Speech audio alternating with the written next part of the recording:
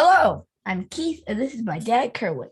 Welcome back to another episode of Father and Son, a Star Wars podcast.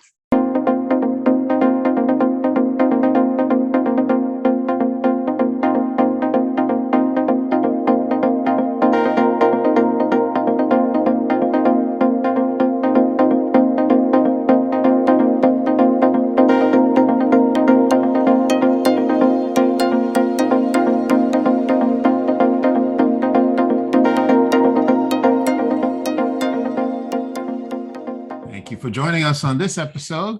We have the last 4 animated shorts for Star Wars Galaxy of Creatures to review. And we also have a Star Wars Read Aloud with Maceo coming a little bit later. We'll start with the casting news.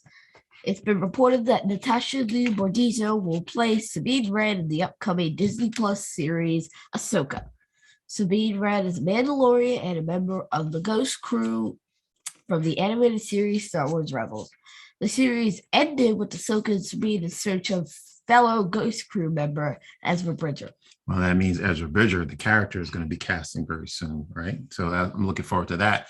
And I believe the series starts filming in May or March. In March, okay. And we're definitely looking forward to hearing more about the series, all right? Now, let's begin with Galaxy of Creatures. So, we first got to meet Nexu. Ori encounters a ferocious Nexu on the planet Shogana. He's chased until the Nexu gets stopped, but it isn't because the Nexu found a tasty meal. It was kidnapped by poachers. They take off, but Arya can't track the poachers down and free the Nexu.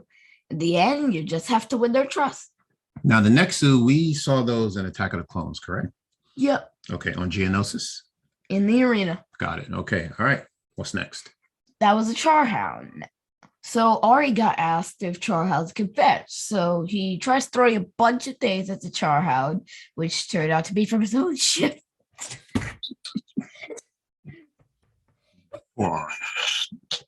All he can do is he doesn't even want trouble, but he gets it. Okay.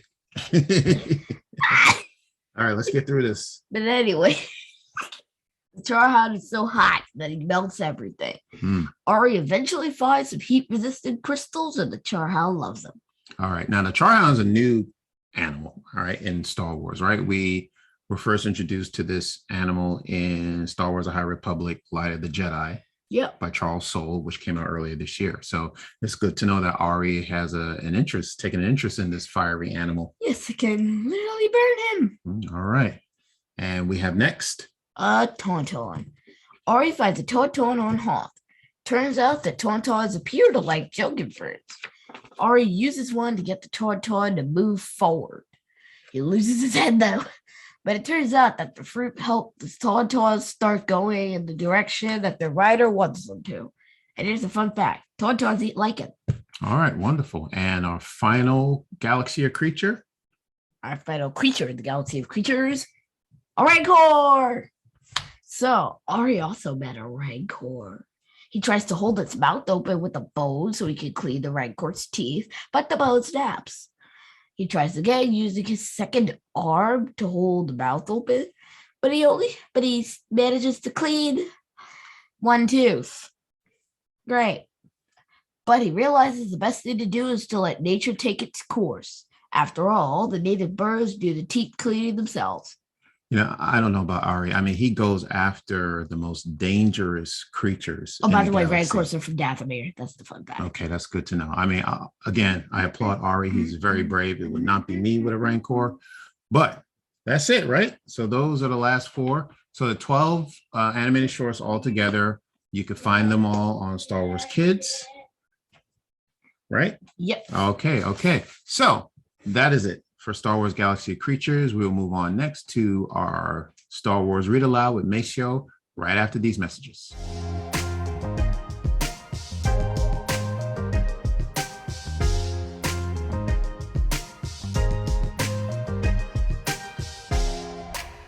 We're back with Maceo. We're going to do another Star Wars Read Along. If you've seen our introductory episode, I talked about how I introduced Keith to Star Wars was through the little golden books. So the first 6 books that I bought were the first 6 books of the first 6 films. So this is the book based on the Phantom Menace. All right. So this is, and just take a look at how worn this book is. That's because Keith has read it. Keith has read it so many times. We read it to, he's read it to himself. He's read it to Maceo. So this is one of our favorite books. So we're going to read Star Wars: The Phantom Menace, adapted by Courtney Carbone, illustrated by Heather Martinez.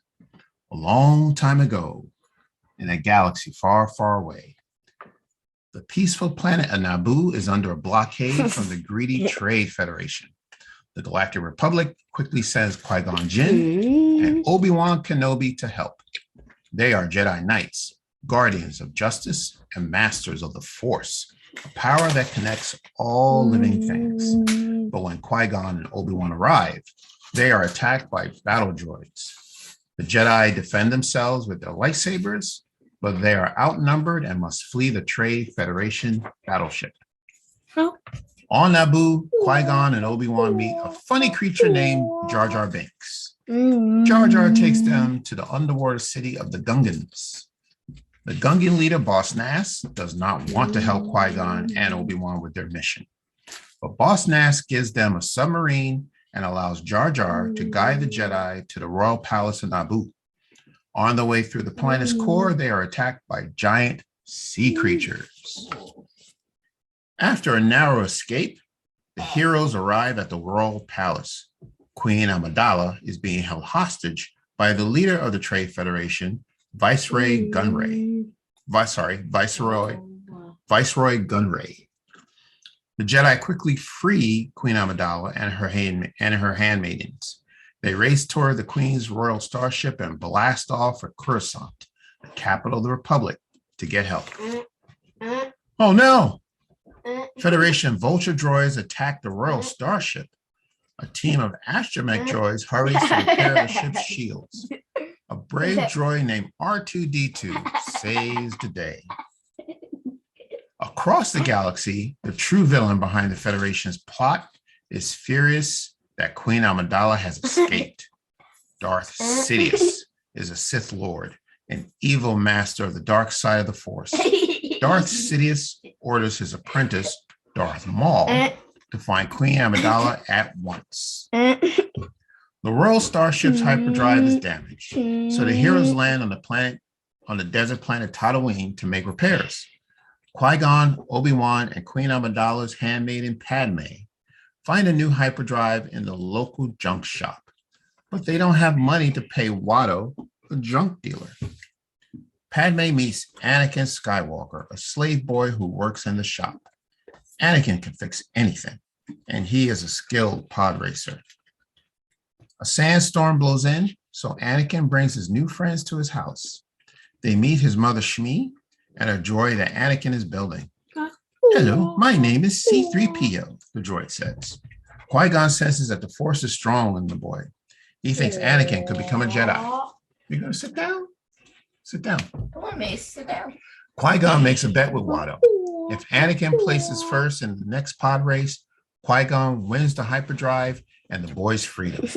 But if the boy loses, Watto wins the Queen's royal starship. During the pod race, Anakin zips and zooms past the competition. The crowd goes wild when he crosses the finish line first.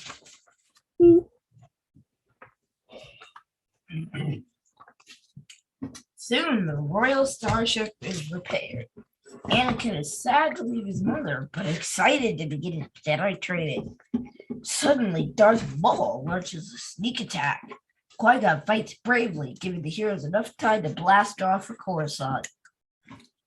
When they arrive on Coruscant, Queen Amidala asks the Republic Senate for help while Qui-Gon brings Anakin to the Jedi Council. He wants the boy to become a Jedi.